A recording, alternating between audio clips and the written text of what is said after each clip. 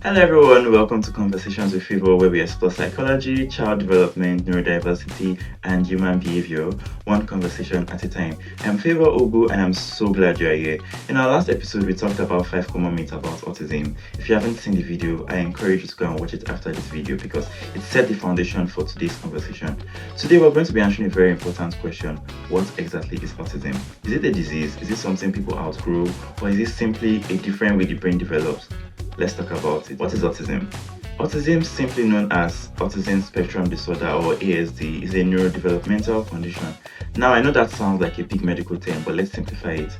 Neuro refers to the brain, developmental refers to how the brain grows and how it develops. So, autism is a condition where the person's brain develops differently, influencing how the person communicates, interacts with other people, processes information, and experiences the world around them. And here is one thing I want you to remember throughout this video.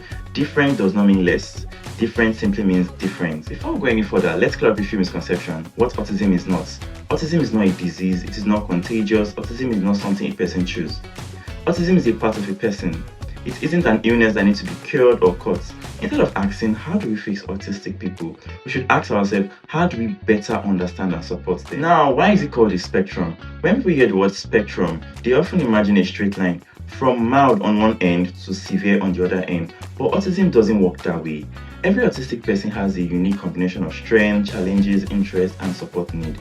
One person may communicate very well, but struggle with loud environments. Another may have limited or spoken language, but have incredible memory, exceptional visual thinking. Another may like social interaction, but find it difficult to understand social cues. That's why often people say, if you've met one autistic person, then you've met just one autistic person, because no two autistic people are exactly alike.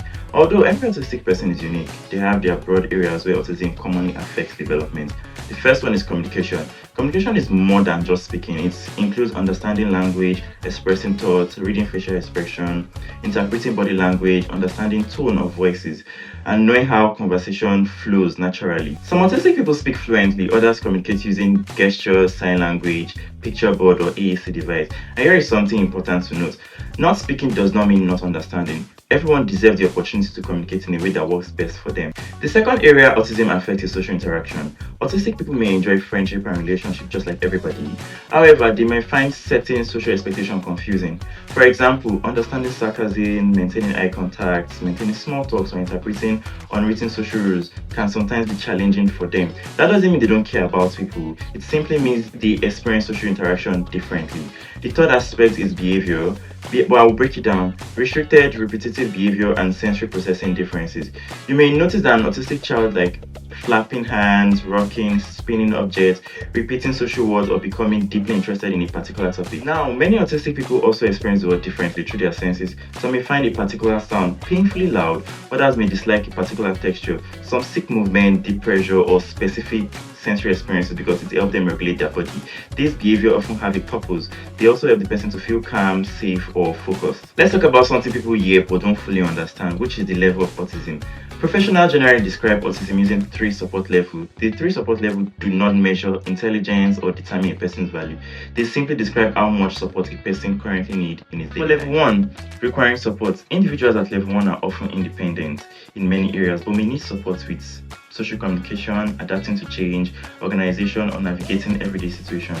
Without this support, these challenges can significantly affect school, work, or relationships. For level 2, requiring substantial support. At level 2 here, communication differences and repetitive behavior are often more noticeable. The individual benefits from consistent support at home, school, or in the community to manage daily activity and social. Now, for level 3, they require very substantial support. Individuals at level 3 require significant daily support. They may communicate very differently, experience more intense sensory differences, and they need ongoing assistance in many aspects of their daily life. And I want to emphasize something here. A support level is not a measure of a person's intelligence, like I said earlier, potential or what. It simply helps professionals understand the amount of support that may be needed. Now let's have a recap. Autism is simply a neurodevelopmental condition that affects how the person's brain develops and how the person experiences the world. And because autism is a spectrum, every autistic person is different. I would love to hear from you what is one thing you've learned from today's conversation. Leave your answer in the comment section below and let's continue to have the conversation together. If you found this video helpful, don't forget to like, subscribe, and share it with somebody who might learn something from this video. Thank you so much for spending time with me. See you on the next one.